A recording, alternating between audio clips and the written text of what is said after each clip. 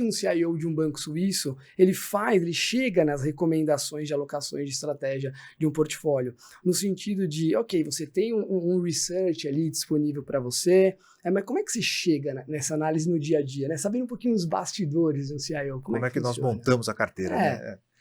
Basicamente a gente começa de dados históricos. Então, a gente olha as classes de ativo que seriam elegíveis. Então, por exemplo, Bolsa no Brasil, renda fixa ligada à inflação no Brasil, renda fixa pós-fixada, pré-fixado, multimercados, investimentos alternativos, como investimentos imobiliários, em private equity, coisas do tipo. Olhamos para fora também, então investimentos em dólares em Bolsa Americana, em Bolsa Europeia, Ásia, renda fixa nos Estados Unidos e em outros mercados. E a gente procura pegar dados. Então, a primeira fase é uma coleta de dados públicos, né? Então, retorno histórico de cada uma dessas classes de ativo, a gente olha para a volatilidade histórica de cada uma dessas classes de ativo e a correlação entre esses ativos. Então, partindo de uma análise histórica, qual seria a melhor carteira? Já ancora um pouco na realidade o que aconteceu em períodos longos, né? Primeiro ponto para a gente olhar. Depois a gente para pensar, e se o retorno para frente, e se a volatilidade para frente, e se a correlação para frente não for igual à histórica? O que eu preciso entender?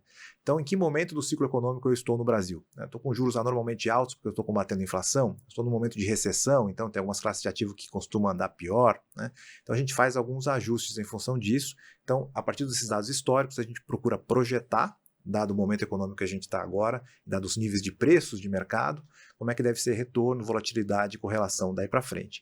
A gente passa por uma otimização, quer dizer, qual seria a melhor relação risco-retorno para diversos níveis de risco. Então, se eu quiser ter pouco risco, a gente procura pegar um certo nível de risco que é comum encontrar nos investidores. A gente tem um pouco essa experiência histórica, né, que acabam tendo grupos de investidores, né, aqueles que não aceitam muita perda no mês a mês, aqueles que aceitam às vezes perdas por 6 meses, mas depois procuram um retorno um pouco maior no longo prazo, até alguns investidores conseguem ficar 2, 3 anos com rendimento, por exemplo, abaixo do CDI, mas que entendem isso como uma carteira para dar inflação mais 6, inflação mais um retorno um pouco maior no longo prazo. Então a gente procura separar esses grupos de investidores, acaba tendo muito nítido, né?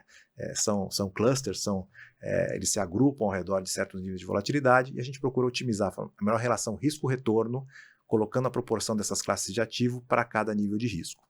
Ainda tem uma outra camada depois, né? Uma vez que a gente fez essa melhor relação risco-retorno projetada, né, para cada uma dessas classes de ativo, a gente olha para trás, se essa carteira tivesse ficado investida durante muito tempo no passado, qual teria sido a perda máxima, qual seria o momento mais estressante dessa carteira, e aí faz um teste um pouco comportamental, quer dizer, se tivesse que passar 6 meses com retorno, por exemplo, negativo, ou retorno abaixo da inflação, como é que esse investidor se comportaria? Então, tem um cheque final ali do que a gente projeta para frente, se é factível, se a gente conseguiria ficar investido 5, 10 anos nessa carteira, se tivesse passado por uma crise como foi no passado, se a gente não teria que mudar a posição por uma questão comportamental do cliente não aguentar a volatilidade. Então, a gente faz esse teste final.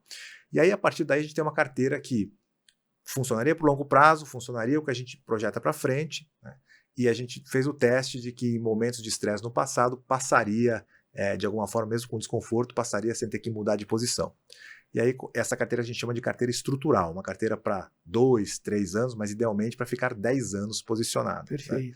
E aí a partir daí a gente começa a olhar para preço e olhar a conjuntura econômica. Então, juros vão subir ou cair daqui para frente, qual foi o último dado de inflação, qual foi a última comunicação do Banco Central, e aí o que a gente faz é a parte tática. Então, eu tenho estruturalmente uma posição, por exemplo, em papéis ligados à inflação, mas eu olho para os próximos 6 meses, os juros vão subir, então eu posso ter uma marcação contrária na minha carteira. Então, embora eu ache que é uma posição boa para longo prazo, eu posso diminuir um pouquinho essa posição por 6 meses, por 1 ano, e depois retomar mais à frente se eu tiver uma visão de que no curto prazo pode ser um pouquinho mais difícil para essa classe de ativo, não tem nenhum catalisador para virar preço.